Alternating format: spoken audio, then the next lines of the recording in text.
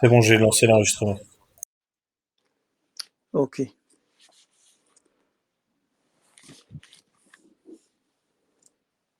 On est arrivé au 32. 33, on doit faire aujourd'hui. La 33, hein. D'accord. Alors,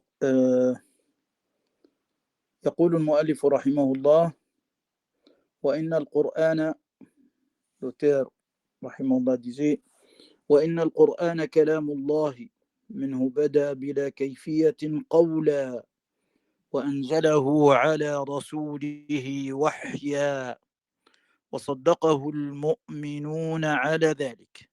Vas-y, on y va paragraphe ou parole par parole. Certes, le Coran est la parole d'Allah Ta'ala. C'est Allah qui l'émana et dont l'essence de l'émanation est ignorée. Allah Ta'ala l'a descendu sur son messager sous forme de révélation. Non, non, si on peut aller tout doucement, ligne par ligne.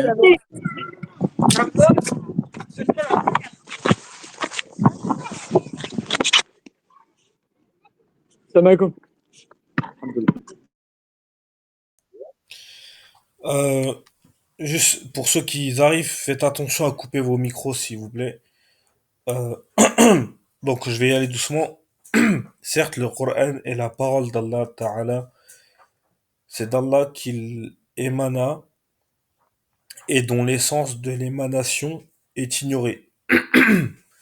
Allah Ta'ala l'a descendu sur son messager, sallallahu alayhi wa sallam, sous forme de révélation et que les croyants ont tenu pour vrai. Euh, Cher, j'ai coupé votre micro sans faire exprès si vous voulez parler.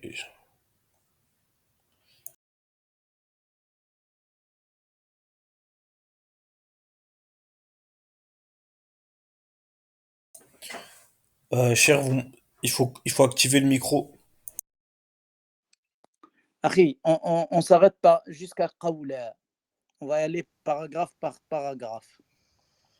وإن القرآن كلام الله منه بدا بلا كيفية قولا. On s'arrête là. Ok. Donc on revient. Je reprends la Oui, phrase. Ok.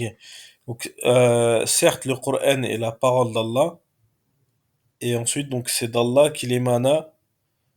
c'est bon. Ok. C'est bon.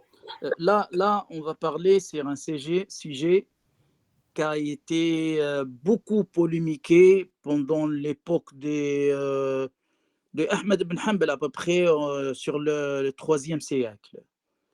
Le 3e siècle où la naissance du secte al-Mu'tazilite, les Mu'tazilites. Cette secte-là, elle se base sur la philosophie grecque. Bien sûr, le fils de Haroun al-Rachid, al-Amin, al-Ma'moun d'abord.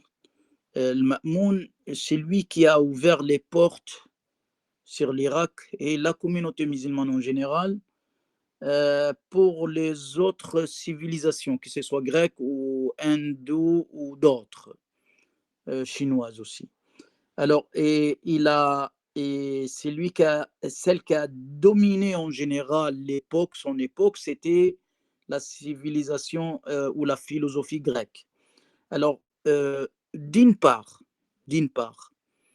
euh, quand ils ont su qu'il y a beaucoup de propagation de mensonges sur le prophète sallallahu alayhi wa sallam dans cette époque-là, ils ont dit, bon, écoutez, nous, on va utiliser des règles pour l'acceptation des sunnas, par exemple, hein, parmi leurs bases. Hein.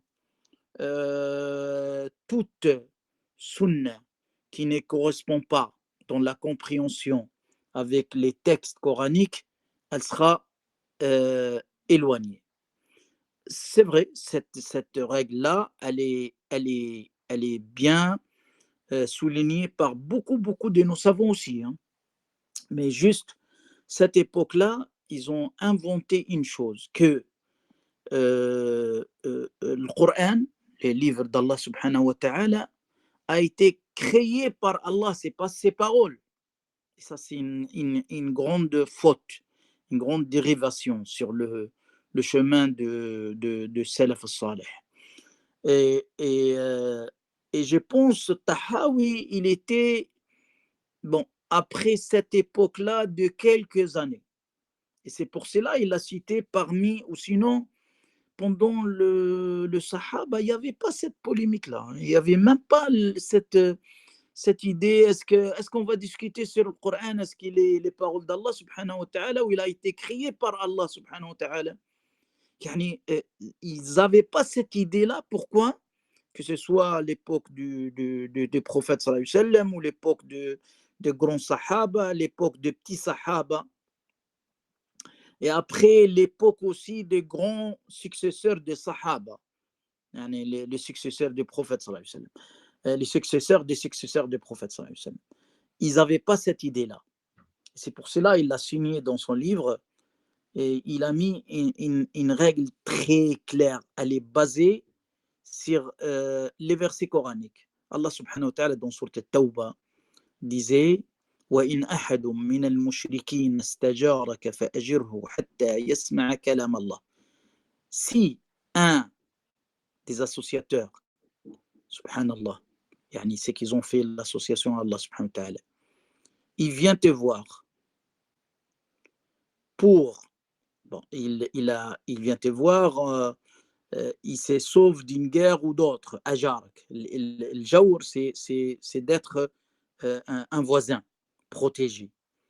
Fa'ajirhu, accepte-le pour qu'il puisse écouter la parole d'Allah. Allah subhanahu wa ta'ala disait la parole d'Allah, kalamullah.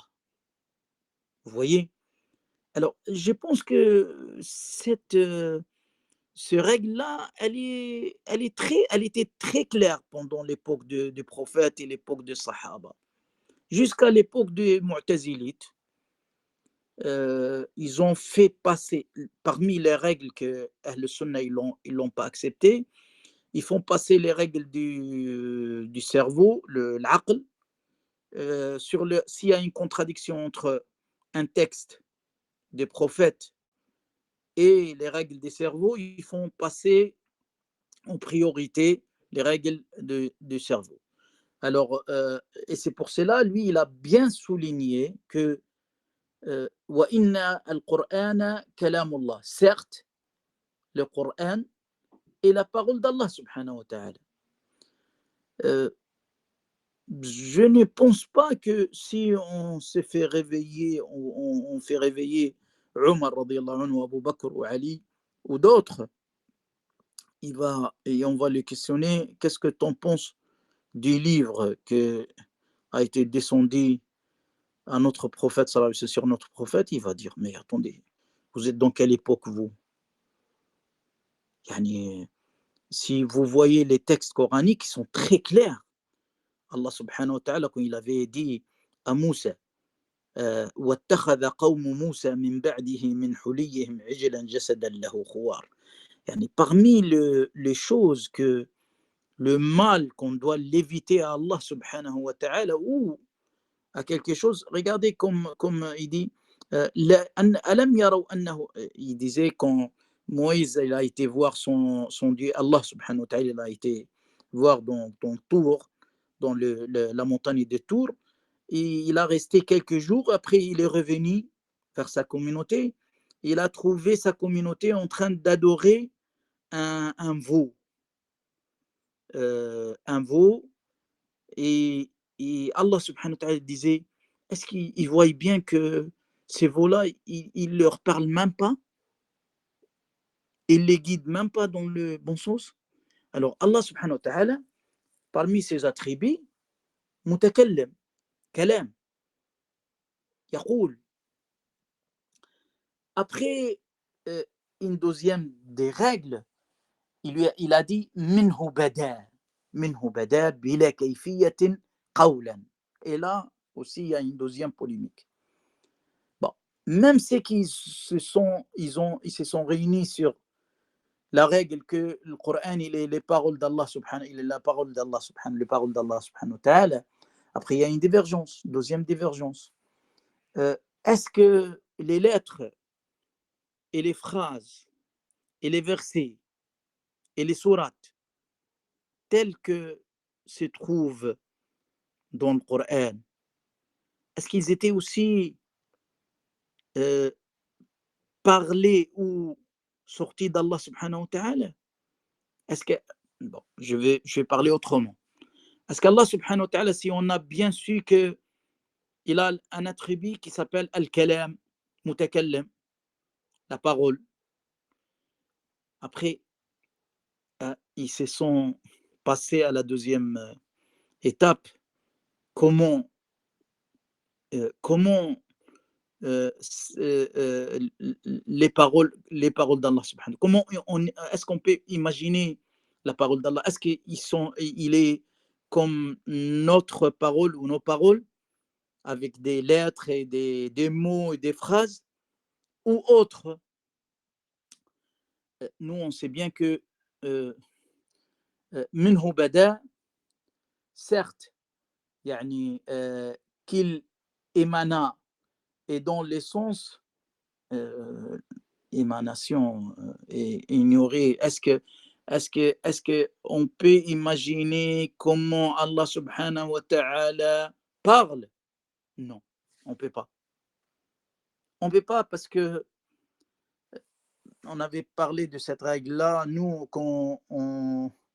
depuis notre naissance, on naît avec une page blanche et on grandit petit à petit et on apprend les choses.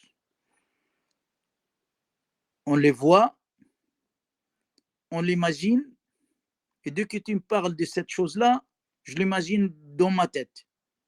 Si tu me parles par exemple d'un arbre, je vis l'arbre depuis ma naissance et je sais que cet article-là, il s'appelle arbre.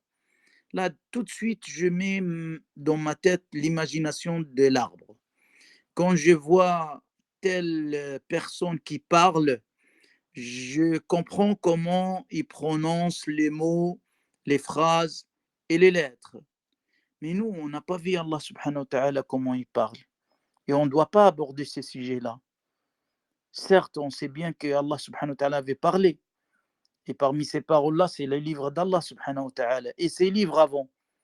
Mais comment il parlait, là, on ne peut pas dire.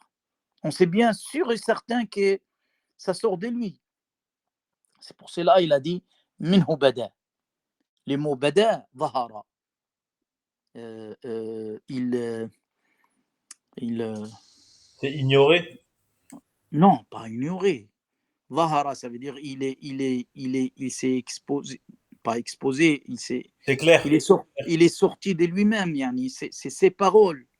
Mais est-ce qu'il utilise les lettres et les mots? Non, on ne peut pas dire ça. Ouais, il y a écrit l'émanation est ignorée. Voilà, voilà.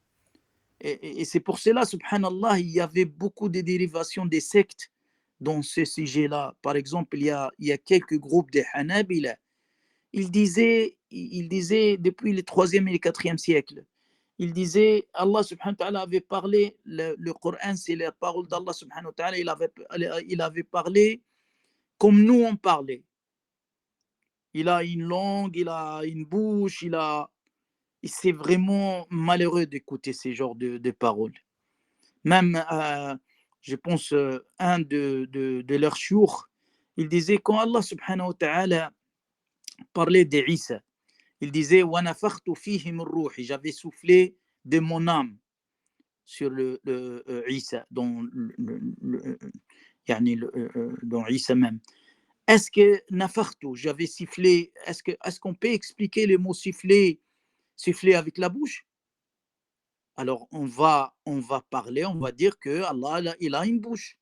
Alors on doit s'arrêter dans ces genres parce que on ignore le kayfiyya, le, le, la façon ou comment il a parlé Allah subhanahu wa ta'ala. Et c'est pour cela les Mu'tazilites ils disent non, non, non, non, non, non, non. Allah subhanahu wa ta'ala avait créé les lettres et, et les voix. Et de là, il a fait descendre le Coran. C'est très.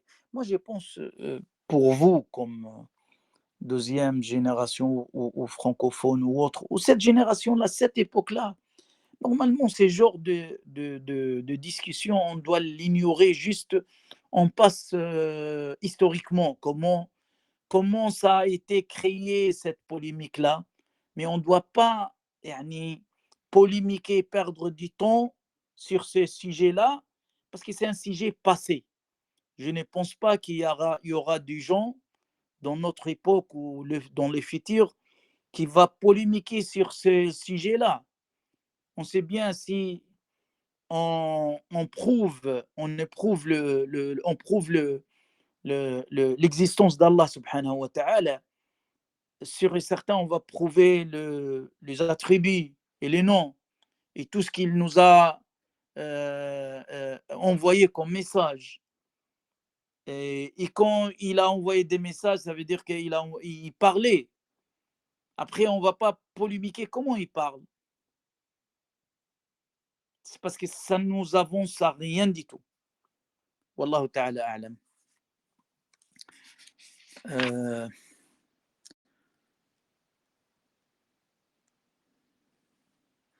Bon, c'est une très, très grande polémique. Si je vais m'étaler sur ces points-là, ça va prendre beaucoup de temps. Je Cheikh, pense que, oui. quand vous avez dit un groupe de Hanabila, il disait la bouche, etc., c'est ce qu'on appelle les Mujassima, Mujassima, bien sûr. anthropomorphisme. Parce ils ont imaginé qu'Allah subhanahu wa ta'ala comme un homme. Et ça, c'était Il les... a une bouche, il a une langue, comme il disait Abu Ya'la al-Mawsili. Abu Ya'la, c'est parmi le gros tête de Hanabila de son époque, dans le 4e siècle, là, en Irak. Barakallahu fi. On continue, Inch'Allah. وأنزله على رسوله وحيا. L'a descendu. Et donc Allah Ta'ala l'a descendu sur son messager sous forme, sallallahu alayhi wa sallam, sous forme de révélation. Tout à fait, tout à fait. Allah subhanahu wa ta'ala l'avait passé à Jibril, Jibril l'avait passé au prophète sallallahu alayhi wa sallam. Et si on voit les enchaînements du Coran jusqu'à nos jours, le jour où on donne un ijaza à quelqu'un, on les fait passer du cheikh d'aujourd'hui sur son cheikh, jusqu'à les prophètes sallallahu alayhi wa sallam, jusqu'à Jibril, jusqu'à Allah subhanahu wa ta'ala.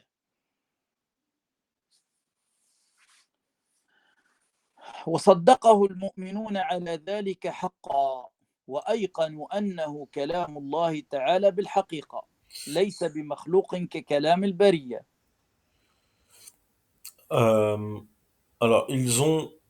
alors après c'était sous forme de révélation et que les croyants ont tenu pour vrai, ils ont la conviction que le Coran est réellement la parole d'Allah Ta'ala et non pas une création. Je continue. Ouais, ouais. Tel, Non, on arrête ici, on arrête. Regardez, vraiment un croyant, il doit croire que le Coran, la parole d'Allah subhanahu wa ta'ala, vraiment, s'il a une doute sur ça, même sur une lettre, c'est pas sur un mot, sa croyance, elle n'est pas bonne. C'est pour cela, quand on croit à Allah, c'est parmi les piliers de la croyance. On croit à Allah subhanahu wa ta'ala et on croit à sa parole, à ses livres, ça veut dire. Parmi les piliers de la croyance. Amantu billahi wa kutubihi, et ses livres. Les livres de Allah subhanahu wa ta'ala, c'est ses paroles. Si on doute de ces livres-là ou de ces paroles-là, on n'est pas croyant, on sort du cercle de la croyance. C'est pour cela il disait وَصَدَّقَهُ الْمُؤْمِنُونَ.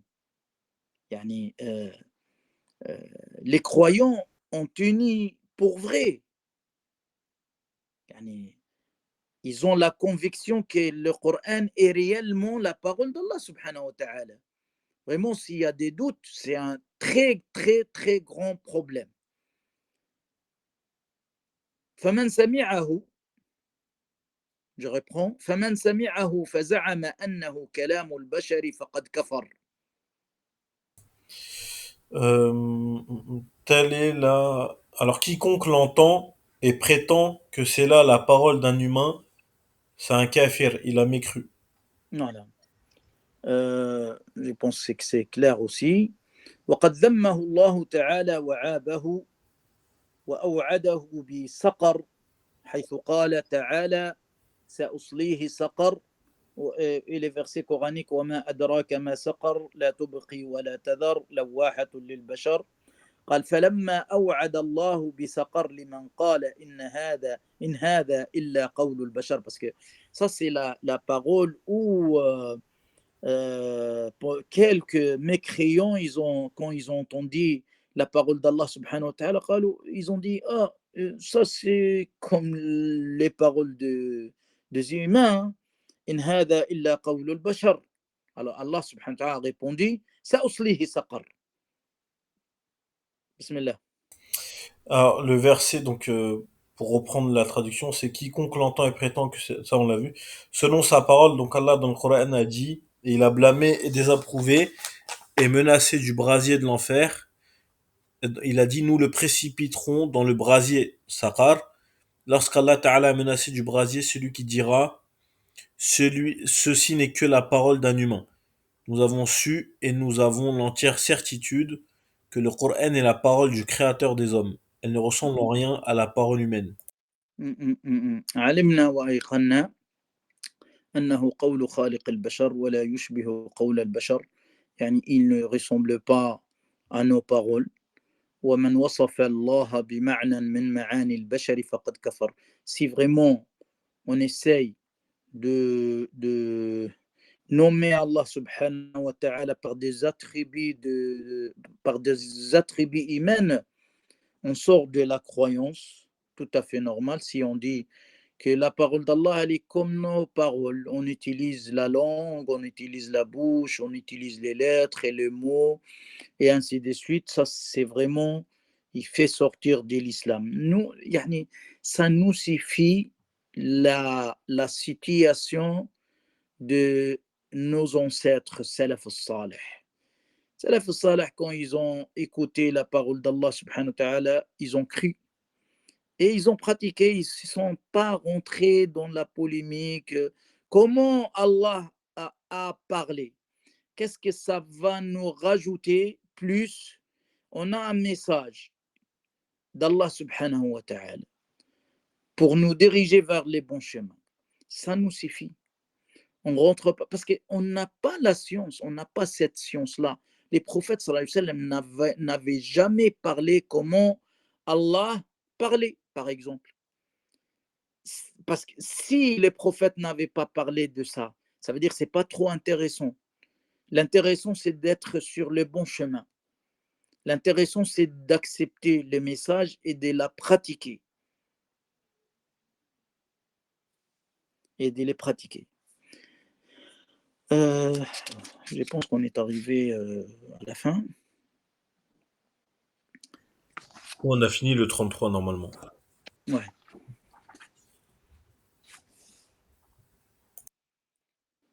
Là.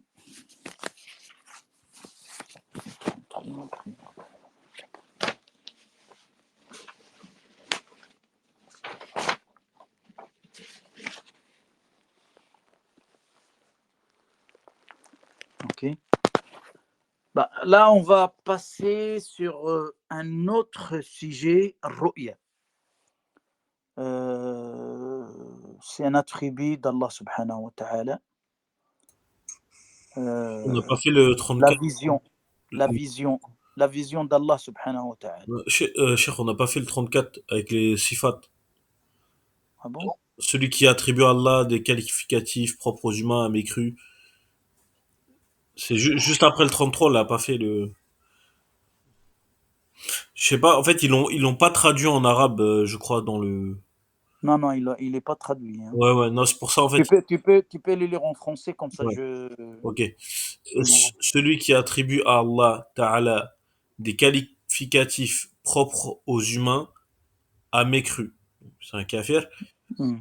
Celui qui fait preuve de lucidité à ce sujet aura fait preuve de considération, aura su se tenir à l'écart des propos semblables à ceux des koufars, des mécréants, et aura compris que malgré ses attributs, Allah Ta'ala n'est pas semblable aux êtres humains.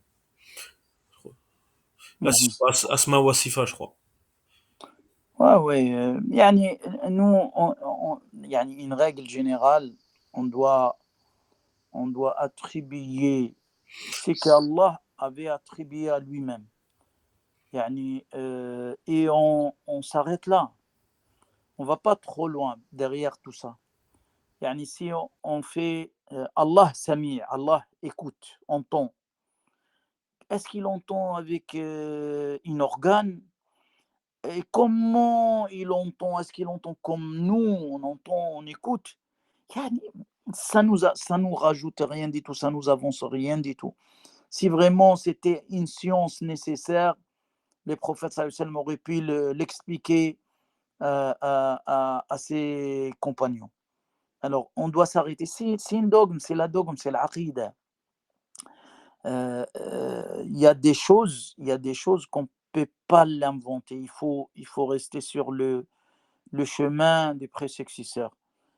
Euh, voilà, ça c'est un résumé de cette. On va passer à la vision d'Allah subhanahu wa ta'ala, deuxième sujet. La même chose aussi, c'est un sujet qui a été abordé par les Mu'tazilites, l'époque de Ahmed ibn Hanbal, hein, même avant ça, hein. Et est-ce qu'on voit Allah subhanahu wa ta'ala les jours de jugement et en paradis, ou on ne les voit pas? On ne peut pas les voir. Yani, ces deux sujets, moi je pense que le sujet de Coran et le sujet de Ru'ya ont été hérités par les générations des savants, parce que c'est un problème qui a été créé dans le deuxième, troisième siècle. Et il est rentré dans les chapitres de l'aqid, du dogme, et on ne peut pas s'en passer. Les savants, quand on parle avec eux, mais il n'est pas habituellement, il n'est pas c'est pas nécessaire de faire aborder ces genres de sujets. Ils disent oui, mais attendez, on ne sait jamais. Il y aura des sectes ou des gens qui vont venir discuter sur ces genres de sujets. Alors, il y a de successeurs qui l'ont discuté, ils l'ont bien éclairé. Alors, parmi ces choses-là, euh, la vision d'Allah subhanahu wa ta'ala. Il y a beaucoup de hadiths, et il y a même un verset coranique, plusieurs versets coraniques. وجوه يومئذ ناظرة إلى ربها ناظرة. Les jours du jugement, Allah subhanahu wa ta'ala citait que les visages du gens du paradis, ناظرة, elle est belle. إلى ربها ناظرة, en regardant à Allah subhanahu wa ta'ala.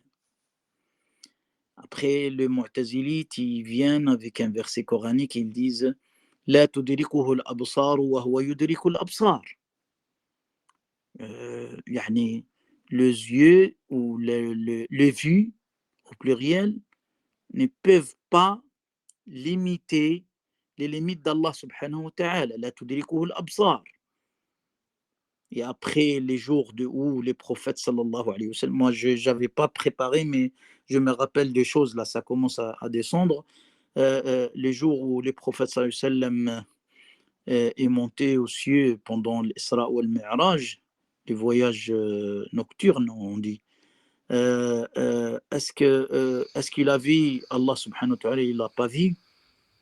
Euh, cette, cette, Ce sujet-là, il a été abordé après la mort du prophète sallallahu alayhi wa sallam. Avec Aïcha, non? avec Aïcha ibn Abbas. Et regardez comment on examine la divergence pendant l'époque d'Aïcha. Yani Aïcha, elle n'a pas fait sortir Ibn Abbas du cercle de la croyance. Et même Zayd ibn Thabit aussi, même Anas. Yani vraiment, c'est vrai, il y a un malentendu, il y a une divergence de compréhension, mais ça reste dans la divergence. Ça ne fait pas une boule d'air pour faire des sectes et des madhahib, et des écoles. Alors, cette vision-là, ce sujet-là, il y avait bien une divergence depuis après la mort du prophète. Subhanallah, yani, le voyage nocturne, il était dans la vie du prophète. Et Sahaba, ils l'ont pas abordé, ils ont pas questionné les prophètes sallallahu alayhi wa sallam. Même il y a des hadiths, Nourun anna ara. Ça veut dire que comment je peux le voir, et c'est une lumière. Alors, il y a des savants qui ont dit oui, il y a la vision, il y a la vision, mais une vision générale, quoi. Elle n'est pas limitée, elle n'est pas précise. Nourun anna ara. Alors, la vision d'Allah subhanahu wa ta'ala, والرؤية حق لأهل الجنة بغير إحاطة ولا كيفية. Même جوهر التوحيد, il disait ومنه أن ينظر بالأبصار لكن بلا كيف ولا انحصار. يعني parmi les choses du jour du jugement, on peut voir Allah subhanahu wa ta'ala, mais pour quelques gens, hein, pas pour tout le monde. Pour les croyants vraiment pratiquants, qu'Allah avait fait un don précis, c'est un don spécial pour des gens spéciaux. Ils peuvent regarder Allah subhanahu wa ta'ala, mais sont des limites. Sont des limites dans la vue. Hein. يعني il n'est pas limité. ومنه أن ينظر بالأبصار لكن بلا كيف. Sans aussi explication des méthodes. Comment on va les voir. Comment on va les voir. Peut-être Allah subhanahu wa ta'ala, c'est lui qui décide la façon que ses serviteurs peuvent le voir. Je pense que ce sujet-là, il ne va pas nous faire rentrer au paradis ni à l'enfer. C'est une divergence, et l'argumentation en général, yani, elle est claire, elle est bien claire sur la vision d'Allah subhanahu wa ta'ala. Il y a d'autres argumentations qui peuvent faire un petit problème, comme le verset de sourate Al-An'am, La tudrikuhu al-absar. Yani, je pense, si tu peux, je prends la traduction. لا تدركه الأبصار وهو يدرك الأبصار وهو اللطيف الخبير. يعني le Mu'tazilite, ils se sont basés sur ces versets coraniques. Ça va me prendre du temps, c'est pas la peine. Alors, والرؤية حق لأهل الجنة بغير إحاطة ولا كيفية كما نطق به كتاب ربنا وجوه يومئذ ناظرة إلى ربها ناظرة. Ça c'est dans sourate Al-Qiyamah. Je vais traduire, Cheikh, le vers. Oui. La vision d'Allah Ta'ala est une réalité pour les hôtes du paradis. Cependant, la nature de la vision est ignorée et les regards ne pourront embrasser leur Seigneur. Conformément à ce qui est mentionné dans le Coran, ce jour-là, il y aura des visages resplendissants qui regarderont leur Seigneur. Cher, là, en fait, il dit deux choses. Il dit on va le voir, et il dit après, les regards ne pourront embrasser leur Seigneur. C'est C'est normal. لا تدركه الأبصار. يعني tu peux voir, mais pas avec les détails, comme on dit. Euh, même si on va au paradis. bien sûr. Le verset de يوم القيامة, des sourate al-Qiyamah, il y aura ces jours-là des visages assombris. وجوه يومئذ باسرة. Non, c'est pas ça. وجوه يومئذ Resplendissant. ناظرة. Les 22. Resplendissant. Ces jours-là, il y aura des visages resplendissants, Resplendissant. ouais, qui regarderont leur Seigneur. Oui, bien sûr, le fait de... Parce que, comme je t'avais dit, l'argumentation, elle est vaguement, et la question n'a pas été posée pendant l'époque du prophète, sallallahu alayhi wa sallam, et ce sujet-là ne sera pas la cause pour entrer en paradis ou bien à l'enfer si on se trompe. C'est vrai, par exemple, il y a des hadiths, إنكم سترون ربكم, vous allez regarder Allah subhanahu wa ta'ala, لا تضامون في رؤيته, فمن استطاع, c'est qui peut ne pas rater une prière avant le lever du soleil et avant la tombée du soleil, qu'il les fasse. Alors, il y a beaucoup de hadiths qui montrent la vision d'Allah subhanahu wa ta'ala le jour du jugement. Il y a d'autres hadiths et d'autres versets qui montrent la vision ne sera pas très détaillée. Parce que est-ce qu'on va les voir avec nos yeux d'aujourd'hui?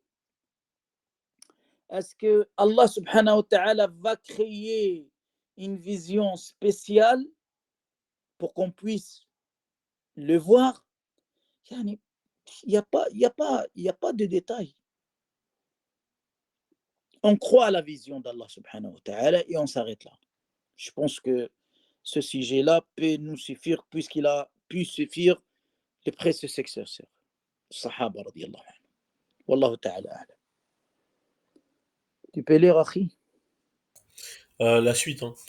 Euh, L'explication de ce verset est ce qui est voulu et enseigné par Allah Ta'ala. Tout ce qui est rapporté au sujet de la vision dans les hadiths sahih du messager sallallahu alayhi wa sallam n'est autre que... Attends, je pas. Ah oui, oui. Là, je vois, oui. Je vois aussi que tu dis. Vas-y. Donc, en gros, il dit dans tous les hadiths qui sont rapportés n'est autre que ce qu'il a dit. Et la signification est selon ce qu'il a voulu. Est-ce que ça, c'est tafouid, cher, qu'on dit? Tafouir, ouais. Oui, tout à fait, tout à fait. Nous n'abordons pas ce sujet par des interprétations fondées sur des opinions personnelles. Voilà. Parce qu'il n'y a pas de détails d'argumentation. Ouais, ça, c'est ta'wil, ça. Mhm. Ok. Ni par des imaginations fondées sur des passions négatives. Tout à fait. Ouais. On ne peut pas, on ne peut être soumis dans sa religion que lorsque on est soumis à Allah, Azza wa Jal, Mhm. et à Rasulullah sallallahu alayhi wa sallam. Et lorsqu'on laisse le savoir sur ce qui nous paraît obscur à celui qui en possède la connaissance. Allah, Allah. Ça veut dire, ça veut dire que là, en fait, lui, il prend surtout l'avis du tafwid, hein, c'est ça? Tout à fait. Au Tout à début, fait. ok. Il n'y avait pas de Tout tafwid. à fait. Non, mais on est obligé. On est obligé, ou sinon on va tomber dans les pièges. Dans le même piège que le Mu'tazila ou d'autres, le Mujassima, ils sont tombés. Yani, nous, on a de l'argumentation qui montre que on va voir Allah subhanahu wa ta'ala. D'accord. Il n'y a pas de détails derrière tout ça. Ni la façon, ni les limites, ni avec quels moyens qu'on va le voir. Est-ce qu'avec nos yeux d'aujourd'hui? Ok. Est-ce qu'avec un autre moyen? Est-ce qu'Allah il va créer un autre moyen en nous-mêmes pour qu'on puisse les voir? Et ça va être spécialement pour ceux qui ont l'autorisation de cette vie-là? de cette vision-là, et d'autres, ils ne peuvent pas les voir, même avec sa présence. يعني شوفوا d'abord en imaginant nos limites et en parlant de mots limites, les mots limites a été créé par Allah subhanahu wa ta'ala. Les limites, que ce soit par compréhension et par lettre et par principe. Allah, il n'y a pas de limite avec lui. Il n'y a pas de temps avec lui. Parce que le temps est créé déjà. Il n'y a pas d'endroit. Parce que l'endroit est créé par Allah subhanahu wa ta'ala. Alors, comment on peut imaginer Allah Sahi? Ne rentre pas parce que tu n'es pas capable à imaginer tout ça. Je te conseille de suivre et de s'arrêter comme Sahaba et les grands savants ont pu faire. C'est najat. Yani quand tu t'arrêtes où il faut s'arrêter, parce que cette science-là, ça ne nous avance à rien. D'abord, ça nous avance à rien, et d'autre part, si on rentre, on va se tromper sur et certain, parce qu'on va faire de l'analogie sur quelqu'un absent, sur une chose absente, qui est Allah subhanahu wa ta'ala, absente dans nos présences visuelles. C'est comme ils disent les règles juridiques, قياس غائب عن حاضر. Tu fais de l'analogie d'une chose absente sur une chose présente. Tu ne peux pas. Parce que quand tu fais de l'analogie pour une chose absente, tu ne vas pas connaître les limites, les détails, ce qu'il faut pour cette chose-là. À quoi ça ressemble cette chose-là? Alors tout ça, ça nous amène à rien. Vaut mieux de s'arrêter où les prédécesseurs ont pu s'arrêter. Wallahu ta'ala a'lam.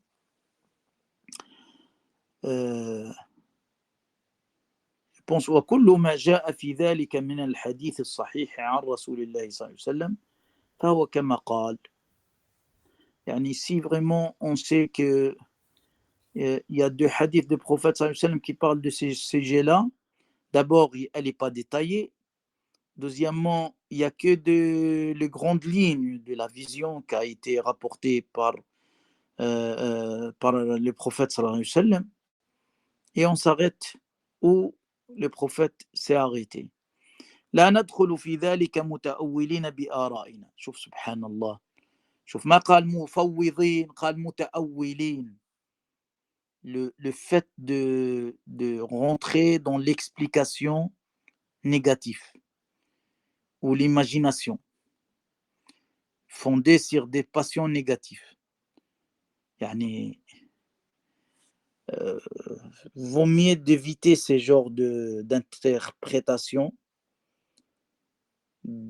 fondées sur des opinions personnelles. Yani, parce que quand les prophètes sallallahu alayhi wa sallam parlaient d'Allah subhanahu wa ta'ala,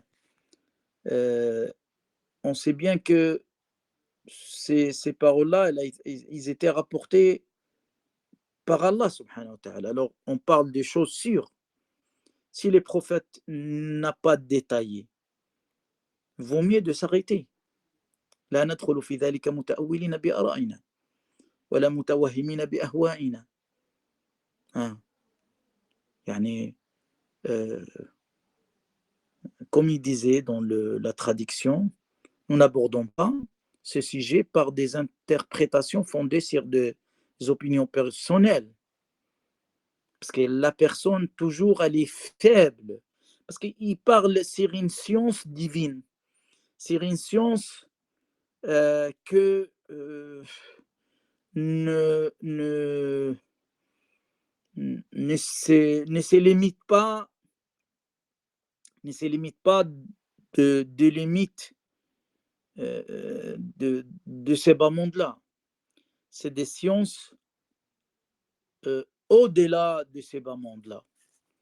C'est une science divine, comme on dit. Ni par des imaginations fondées sur des passions négatives aussi. On ne peut pas, on ne peut pas être soumis dans notre religion que lorsque l'on est soumis à Allah subhanahu wa ta'ala, les puissants. Yani le même discours At-Tahawi radiyallahu anhu, il nous amène à ne pas rentrer dans les détails où les prophètes sallallahu alayhi wa sallam n'avaient pas parlé.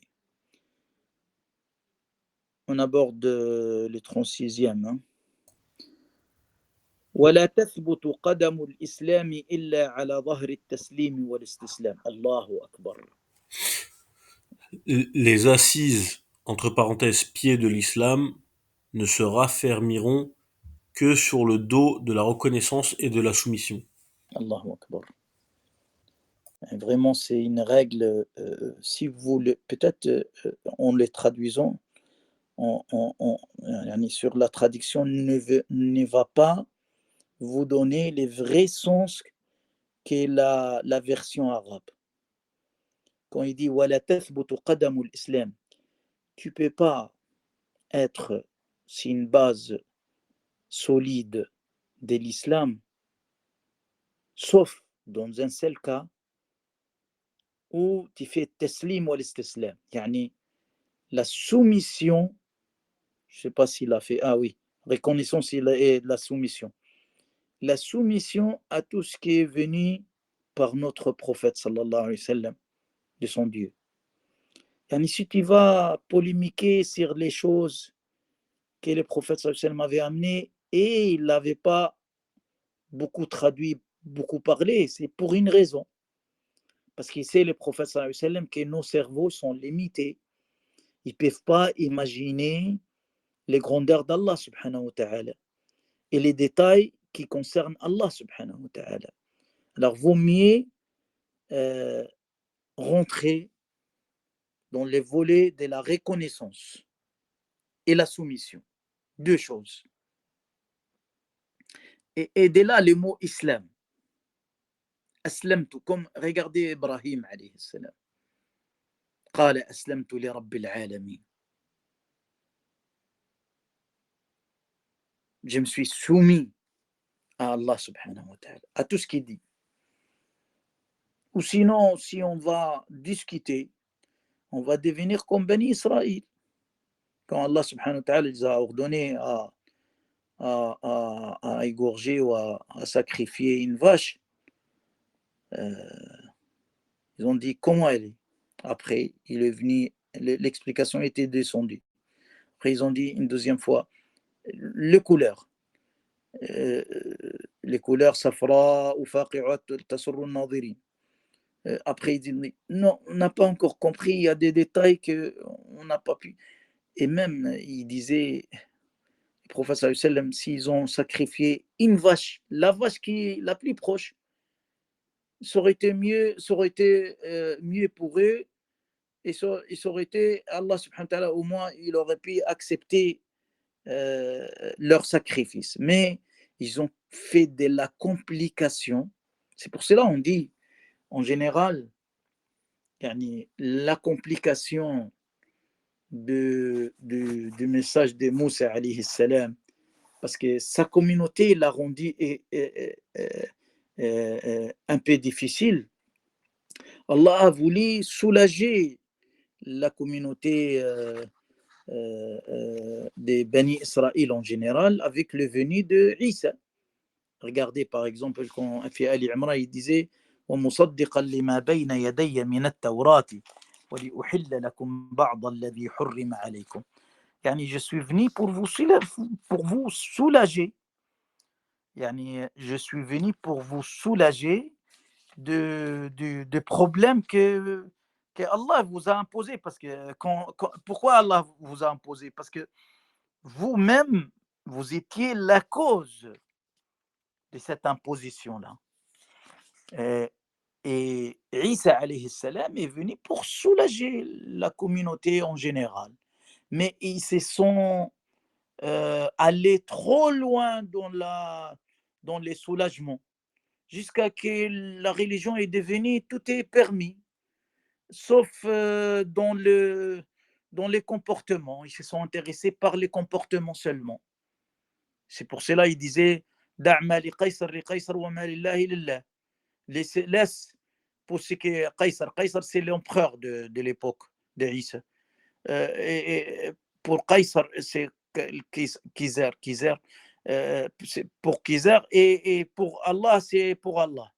Alors, ils ne se sont pas intéressés à réglementer la vie des croyants en général. Alors, Allah subhanahu wa ta'ala avait envoyé Muhammad sallallahu alayhi wa sallam pour faire l'équilibre entre deux religions, une qui a été fortement vers l'enfermement, l'autre vers l'ouvertement. Elle était trop ouverte. Ils sont allés dans l'ouvertement trop loin. Hein? Et le prophète sallam est venu avec. Avec une religion juste milieu. Voilà. Cher, Oui. est-ce que la dernière fois on avait dit que à chaque fois il y a un rasoul, il y a un nouveau fiqh, il y a des nouvelles règles. Est-ce que Mm. c'est des règles plus faciles qu'avant? Tout dépend. Parce que s'il y a un nouveau venu, c'est pour une mission quand même, pour régler un problème. Parce que par exemple, Saum, c'était beaucoup plus dur avant le Saum. Non, pas du tout. Parce que Parce j'avais qu'ils vu, faisaient ça sur quelques matières. C'est pas sur toutes les matières. c'est C'est plus facile que nous. Ils ne mangent pas de telle matière, de telle matière, de telle matière, c'est tout. Ils peuvent manger d'autres. ah d'accord, ok. Bon, on va finir ça et on clôture, Inch'Allah.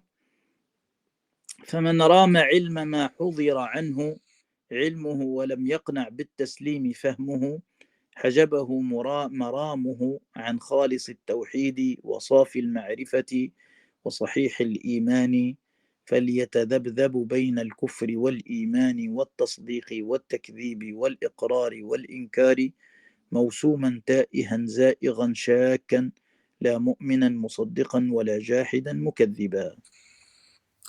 Celui qui cherche avidement à découvrir le mystère défendu et dont l'esprit ne se contente pas d'une simple soumission, son avidité s'interposera entre lui et le monothéisme sincère, entre lui et la connaissance pure, entre lui et la véritable foi. Il finit par osciller entre l'hérésie et la foi, entre le fait de rendre les choses vraies ou fausses, entre l'approbation et le refus. Il sera gagné par le souci, l'errance et le doute. Celui-là ne sera ni croyant crédule, ni apostat incrédule. Tout à fait, tout à fait, tout à fait, tout à fait. Je pense qu'on arrête ici, Inch'Allah. On a fait presque une heure. Je laisse quelques minutes pour les questions. Ouais. Si vous avez des questions, bien sûr. On attend qu'ils écrivent. En attendant, je voulais savoir, cher, les premiers compagnons qui ont fait oui, l'interprétation, c'était sur quoi? Les premiers. Tout dépend, tout dépend. Par exemple, si on voit que Ben Abbas, il était le plus a été rapporté sur lui des choses, comme par exemple, فَإِنَّكَ بِأَعْيُنِنَا, sous notre surveillance. Bi'ayunina, il a cité les yeux, mais il a voulu avec la surveillance. Ça a été rapporté chez Ibn Kathir, par exemple, dans Tafsir al-Tabari ou d'autres. Il y a tel, par exemple, وَهُوَ مَعَكُمْ أَيْنَمَا كُنْتُمْ. Et il est avec vous où c'est que vous allez, mais il est avec vous par la science. Vous savez, si on ferme la page de Ta'wil, on se trompe. Et si on ouvre la page ou bien si on ferme si on ferme la page des ta'wil aussi, on se trompe. Si on l'ouvre à 100%, on se trompe, et si on les ferme à 100%, on se trompe. Il y a des choses qu'on est obligé de faire ta'wil, on ne peut pas s'en passer, comme wa huwa ma'akum aynama kuntum pendant l'époque des Sahaba. Ils l'ont fait traduit par la présence des sciences, pas par la présence يعني de ذات الله تعالى, d'Allah même. Wallahu a'lam. Il y a une question, c'est sur le vers 33. Alors, je vais juste reprendre le vers 33. C'était sur Kalamullah, le Coran Kalamullah. Assalamu alaikum, je n'ai pas compris dans le vers 33 quelle était la polémique au temps de Ahmad ibn Hanbal, rahimahullah. Est-ce que les gens pensaient que le Coran ne provenait pas d'Allah Ta'ala? Non, non, non, non.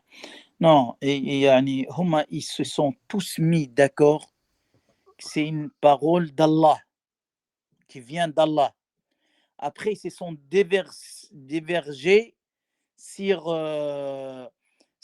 est-ce que les paroles, là, les versets, est-ce qu'ils étaient créés où Allah avait prononcé ces mots-là. Nous, on dit il avait prononcé, mais prononcé comment? Avec des lettres, avec un organe, avec un avant et un arrière, parce que quand tu fais une phrase, bien sûr, tu fais premier mot, deuxième mot, troisième mot, et ainsi de suite. Et tu fais accomplir les lettres pour créer un mot.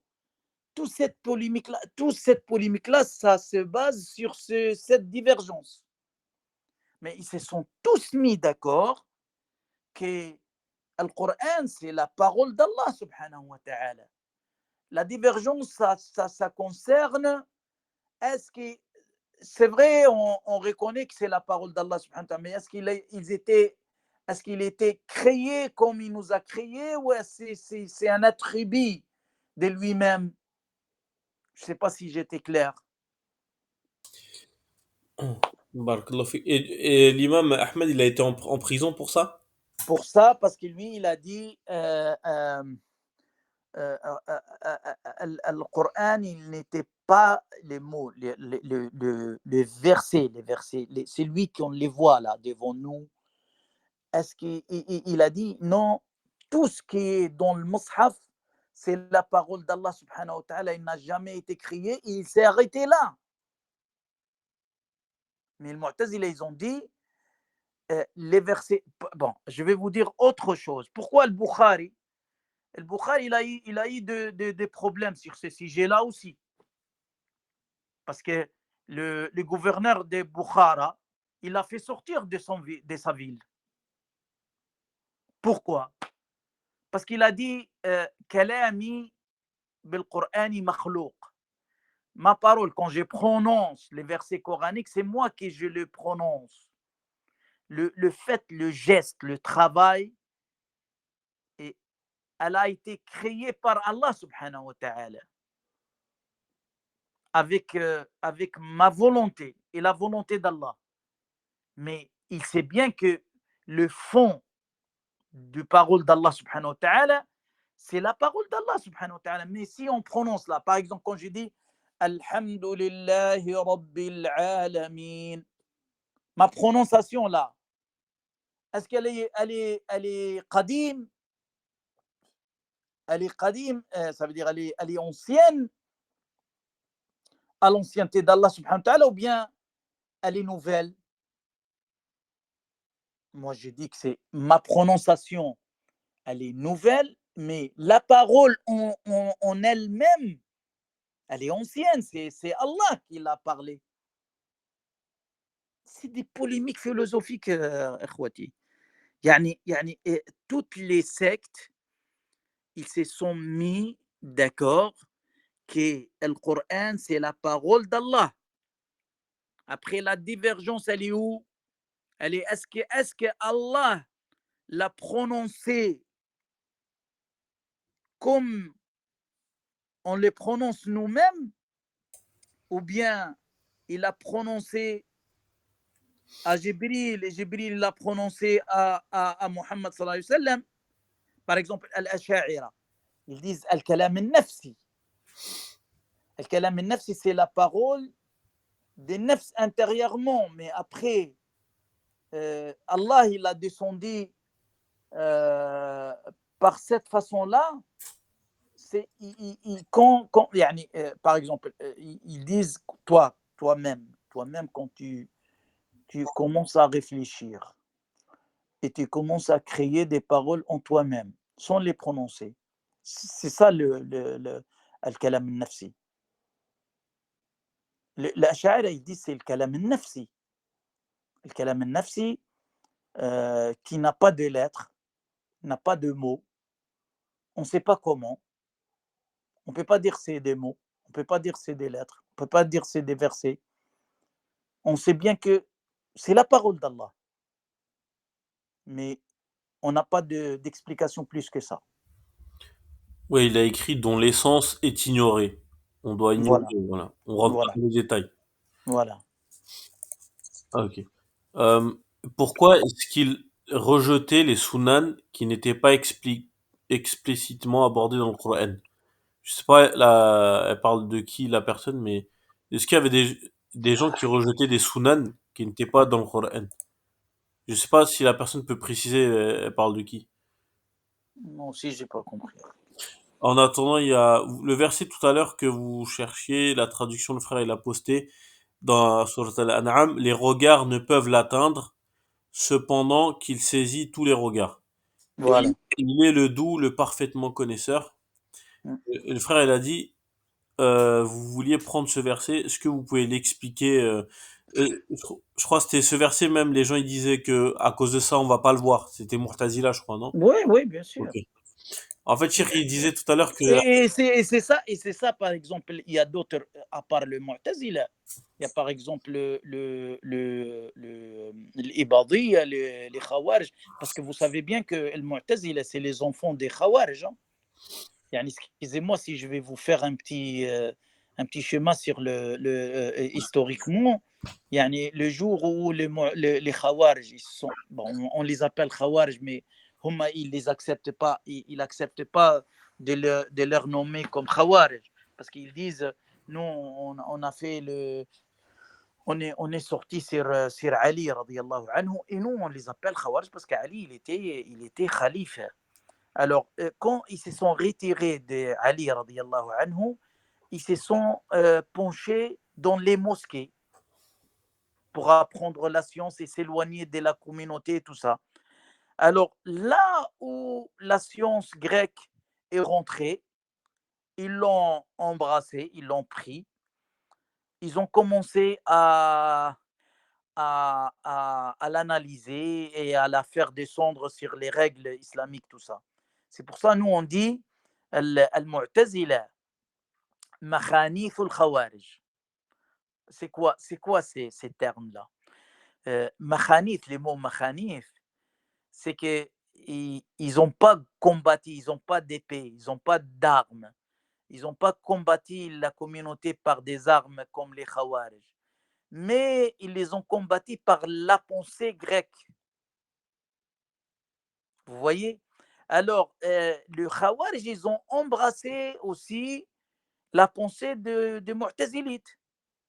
C'est pour cela ils disent, par exemple, Al-Qur'an ou makhlouq, même les Ibadiyya d'aujourd'hui, du jour d'aujourd'hui. Mais quand ils disent makhlouq, il a été créé, est-ce que la parole en elle-même, ou bien les lettres et les phrases et les versets qu'on les trouve dans le Coran? Non, ils se sont mis d'accord comme nous. Ils disent ça, c'est la parole d'Allah. Mais le fait de prononcer, par exemple, Alhamdulillahi Rabbil Alamin, de faire une khatma, de lire Surat al-Fatiha ou de lire Surat al-Baqarah, cet acte-là, elle est makhlouq. Yani, euh, qu'est-ce que je peux dire? Yani, même nous, Ahl Sunnah wal Jama'a, on dit, mais ça, on l'aborde dans les domaines scientifiques, hein, on ne l'aborde pas devant tout le monde. on dit bien que le fait de lire, par exemple, sur Al-Fatiha, cet acte-là, mon acte-là, c'est makhlouqa. Mais la parole d'Allah subhanahu wa ta'ala en elle-même, elle est ancienne. Wallahu ta'ala a'lam.